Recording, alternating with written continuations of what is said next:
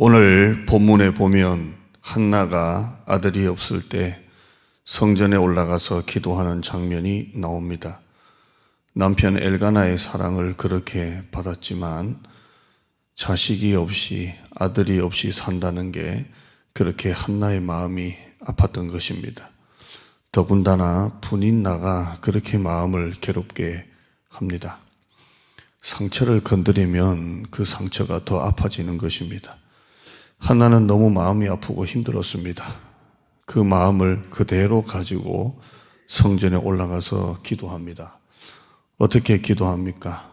10절 말씀에 한나가 마음이 괴로워서 여호와께 기도하고 통곡했다라고 기록하고 있습니다. 한나는 여호와께 기도하면서 통곡을 합니다.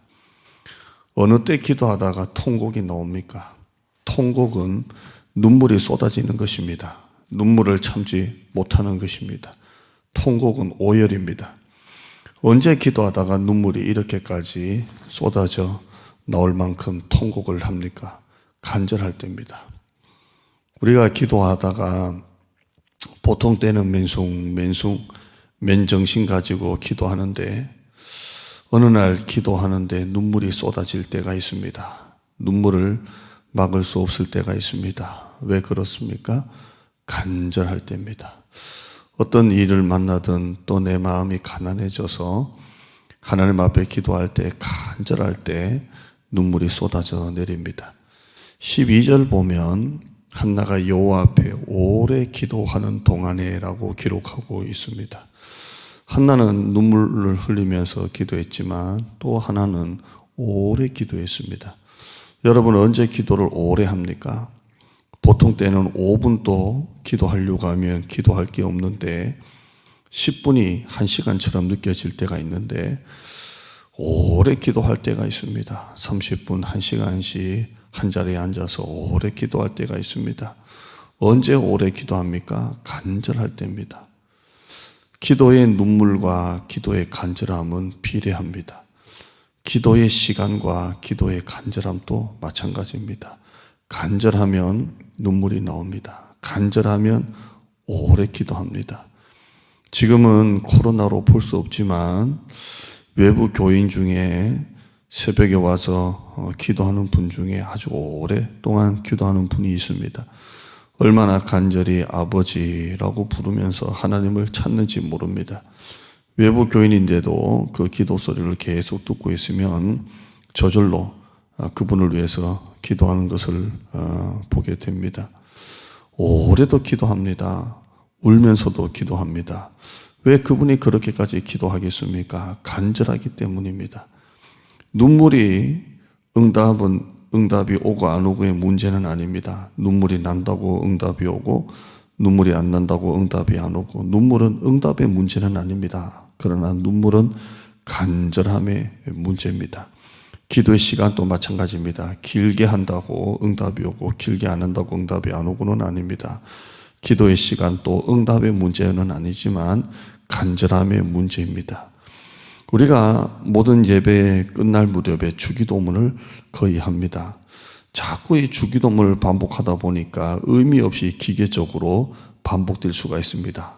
예배가 끝나면 주기도문 하는구나. 여러분 간절한 기도는 절대 주기도문을 생각 없이 반복하는 것처럼 기계적일 수가 없습니다. 간절한 기도는 절대 기계적으로 형식적으로 할 수가 없습니다. 간절한 기도는 마음을 다 쏟아붓는 것입니다. 성경에 나오는 모든 기도의 사람들의 기도를 보십시오. 엘리야는 하나님 앞에 다시 비를 내리게 해달라고 기도할 때 하나님이 비를 준다고 약속하셨으니까 비가 오겠지 하면서 적당하게 기도하지 않았습니다.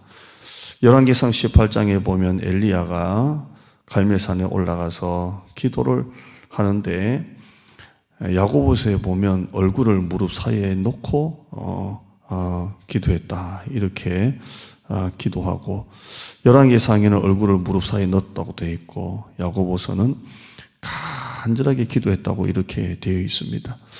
왜 이렇게 엘리야가 얼굴을 무릎 사이에 집어넣고 그렇게 간절하게 기도합니까?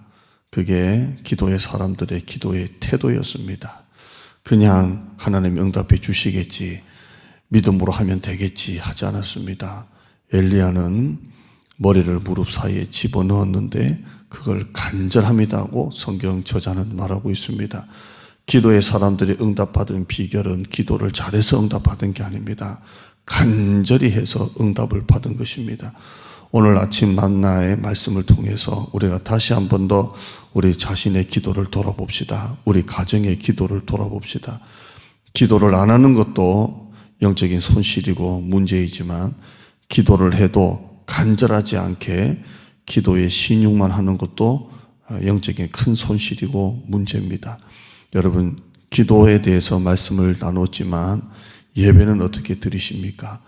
예배, 교회 의자에 앉아있다고 예배 드리는 게 아닙니다. 간절함으로 드리는 예배가 하나님이 받으시는 예배입니다. 날씨는 점점 추워지고 코로나 등급은 3등급이니 뭐니 하고 있습니다. 그러나 코로나와 상관없이 하나님은 여전히 살아계십니다. 우리는 단순한 생존이 아니라 번성할 수 있습니다. 기도를 들으시는 분은 하나님이십니다. 기도를 응답하시는 분은 하나님이십니다.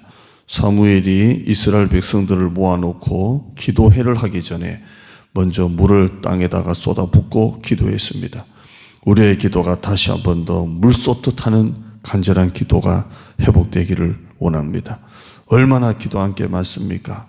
얼마나 기도만으로 해결할 수 없는 문제들이 많습니까? 회사, 가정, 건강, 자녀, 교회, 기도할 것밖에 없습니다. 오늘 아침 만나 기도 시리즈는 간절하게 기도하자입니다. 여러분, 기도를 하셔도 신용만 하지 말고 기도했다라고 스스로 합리화시키지 말고 간절하게 여러분의 예배 생활도 간절하게 의자에 앉아있다가 가는 모습이 아니라 간절하게 기도하고 간절하게 하나님을 찾는 여러분 되길 바랍니다.